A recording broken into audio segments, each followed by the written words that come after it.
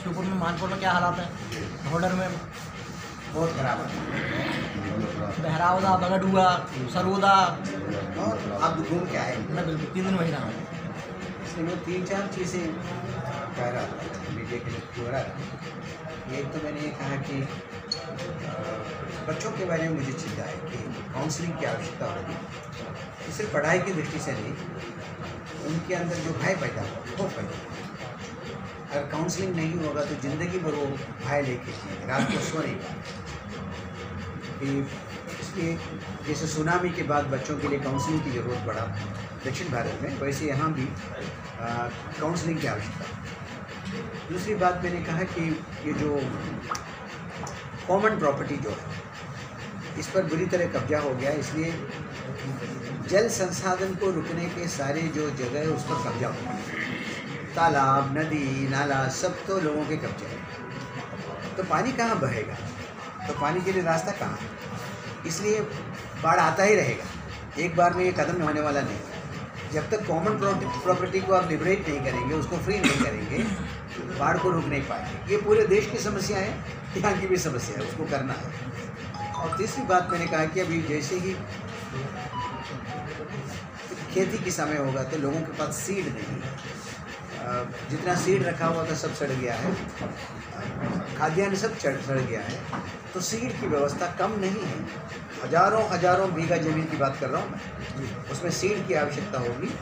इसलिए गवर्नमेंट अगर 6,000 रुपया मुआवजा दे के भागने का कोशिश करेंगे तो सबसे बड़ी विषमता ये है कि एक सरकार कम से कम मुआवजा में निपटना चाहती है। लोगों को रिसेटल करने के बदले, लोगों की पूरी हाथ पकड़ के पहुंचाने के बदले उसको कम से कम दे के छुट्टी पारो इसमें।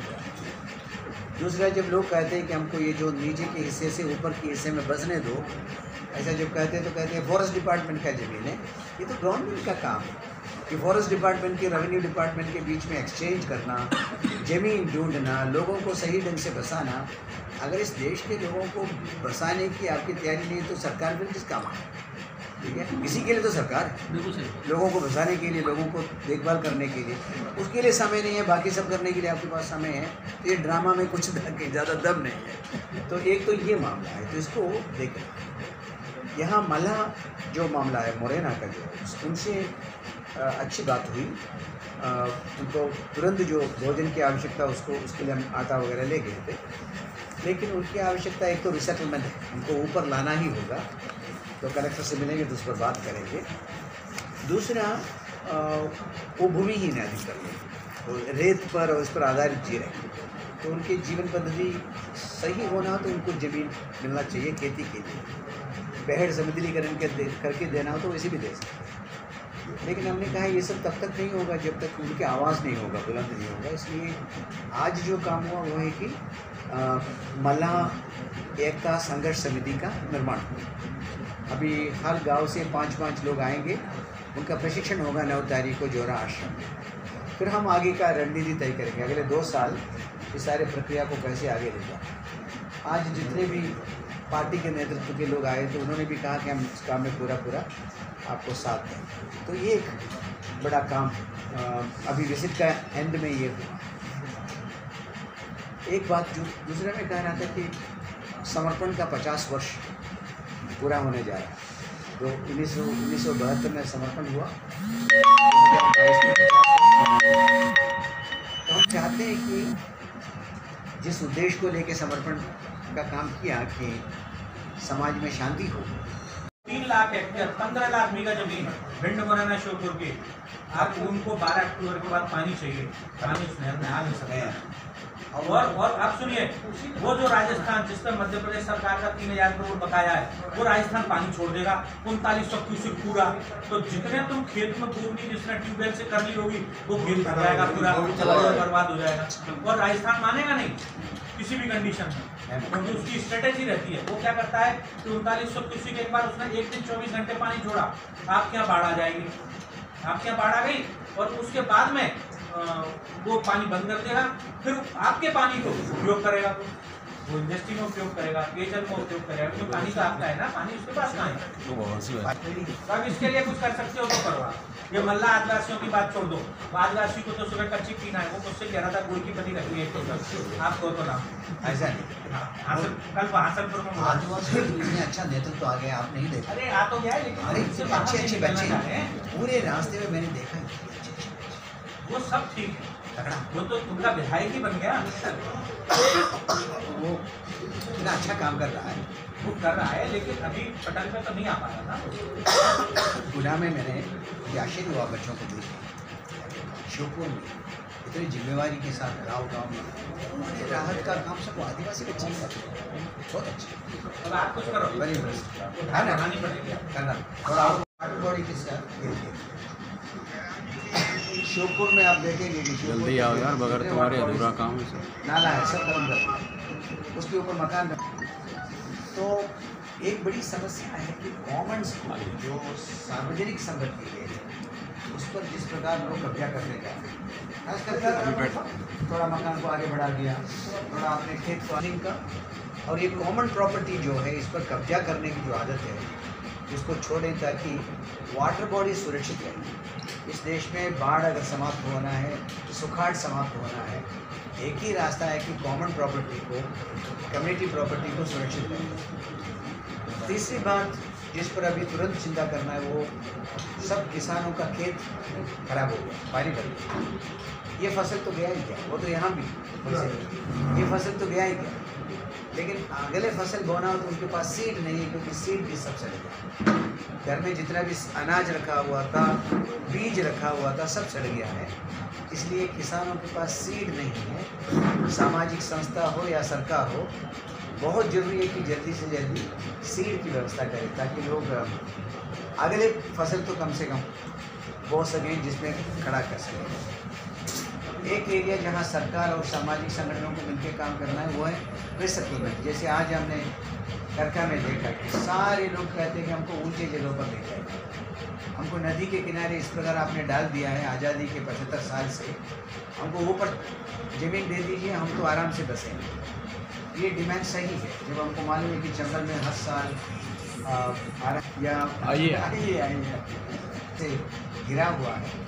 लोगों को पता है कि कहीं ना कहीं कुछ न कुछ खतरा होने वाला है, आज नहीं तो कल। तो रीसेटलमेंट एक बड़ा इश्यू है। रेशम गांव जो है, रेशम गांव का पूरा इस नदी के, एकदम नदी के किनारे, सिंध नदी के किनारे बसे। तो जितने लोग ज़्यादा नुकसान सहा इस बार, ऐसा छोटे छोटे नदियों के किनारे बसने वाले लोगों ने ज़्यादा नुकसान अनुभव किया है। इसलिए रिसेटलमेंट एक बड़ी इश्यू। अधिकतर ज़मीन यहाँ फॉरेस्ट डिपार्टमेंट के पास है, इसलिए फॉरेस्ट डिपार्टमेंट के साथ नेगोशिएट करना ही पड़ेगा ताकि ज़मीन प्राप्त करके इन सबको ऊंचे जगहों पर हम ला सकें ताकि इमीडिएट खतरे से बच जाए। इसके बावजूद भी गारंटी नहीं है भूकंप नहीं आएगा या बाढ़ नहीं आएगा, फिर भी इमीडिएट खतरे से लोगों को बचा सकते हैं। और जानवर वाला मामला बहुत बड़ी मुद्दा है कि कई गांव में तो पूरे के पूरे मुर्गी बकरी सब रह गए, वो बचा नहीं पाए। तो इतने बड़े कैटल वेल्थ जिसका नुकसान हुआ है, लोग नहीं मरे, बहुत अच्छी बात, बहुत खुशी की बात है, लेकिन कितने जानवर के नुकसान हुए हैं, बकरी के नुकसान हुए हैं, मुर्गी के नुकसान, क्योंकि अधिकतर लोग उसी से जीने वाले हैं। आदिवासी लोग बकरी पालन करके, मुर्गी पालन करके उनका सब कुछ चला गया है। तो मुझे लगता है कि उनको जो लाइवलीहुड की दृष्टि से, जीवन जीने के संसाधन की दृष्टि से लाइफ स्टॉक डेवलप कराना एक बहुत बड़ा काम हो गया है। और आखिरी बात मुझे लगा कि हाउसिंग का है।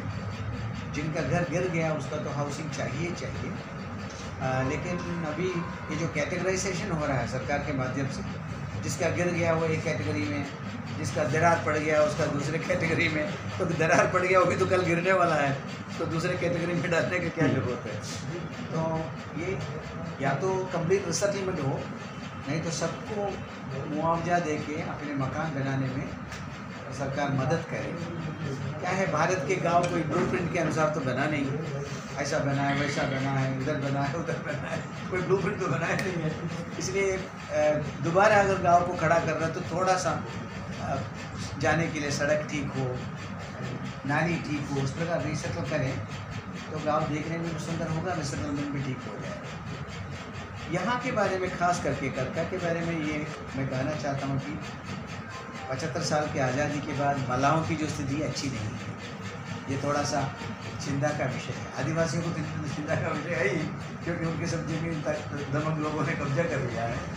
ये भी चिंता का विषय है कि इनको एकदम बेहड़ में डाल दिए हम लोग, और बेहड़ में ताकतवर लोग ज़मीन समतलीकरण करके अपने हाथ में ले रहा है, लेकिन इनके लिए कोई समतलीकरण करके खेती के लिए ज़मीन नहीं दिया जा रहा। तो आज हमने अनाउंस किया है कि मल्ला एकता संघर्ष समिति की घोषणा की, और 10 गांव के लोग इकट्ठे हुए थे आज। 10 गांव के 5-5 युवाओं को हमने 9 तारीख को जोरा आश्रम बुलाए हैं। उनका प्रशिक्षण और उनका सब कुछ शुरू करना है। तो आदिवासियों के साथ जैसे काम हो रहा है कि जल जंगल ज़मीन को लेकर, उसी प्रकार मल्लाहों का भी जल जंगल ज़मीन को लेकर बड़े संघर्ष की आवश्यकता होगी। उसकी तैयारी की घोषणा करके आया हूँ। तो मैं वापस दिल्ली से 7 तारीख को आ रहा हूँ, तो 9 तारीख को उनकी मीटिंग रखा है। तो ये है इमीडिएटली इस विजिट को लेकर। लेकिन इसके साथ एक और बात मैं मीडिया के लिए कहना चाहता हूँ कि बागी आत्मसमर्पण का 50 वर्ष मनाने जा रहा हूँ।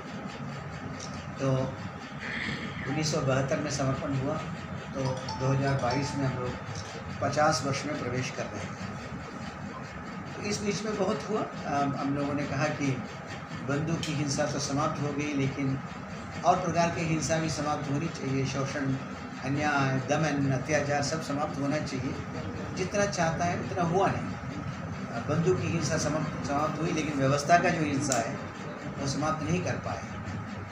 फिर भी हम सोचते हैं कि 50 वर्ष में हम लोगों को फिर एक बार इकट्ठा होना चाहिए, रिव्यू करने के लिए पिछले 50 साल में हमने अचीव क्या किया, और अगला जो 50 साल अगली पीढ़ी को क्या करना चाहिए, ताकि चंबल घाटी को हम एक नमूना बना के दुनिया के सामने प्रस्तुत कर सकें। आपको पता है कि बहुत सारे लोग यहाँ आते हैं, आपके नज़र में नहीं आते होंगे कि कैसे एक कॉन्फ्लिक्ट एरिया को कॉन्फ्लिक्ट से बाहर कैसे निकाला जा सकता है। उसका अध्ययन के लिए बहुत लोग चंबल घाटी में आते हैं। एक समय बागियों से पीड़ित इलाका कैसे बागियों से मुक्त हुई, उसको समझने के लिए बहुत लोग आते हैं। इसलिए मैंने प्रहलाद पटेल जी से कहा कि इसको मैं पीस टूरिज़्म की दृष्टि से डेवलप करना चाहता हूँ कि लोग आएँ, पीस के बारे में सीखें और बेहड़ के दर्शन करें, फिर आदिवासी संघर्ष को समझें। कुल मिला के पीस और जस्टिस के लिए लोग क्या कर रहे हैं उसको समझने का एक टूरिस्ट प्लेस के रूप में भी इसको धीरे धीरे डेवलप किया जा सकता है। ऐसा मैं उनके साथ चर्चा शुरू कर दिया, उन्होंने उसकी सहमति भी दी।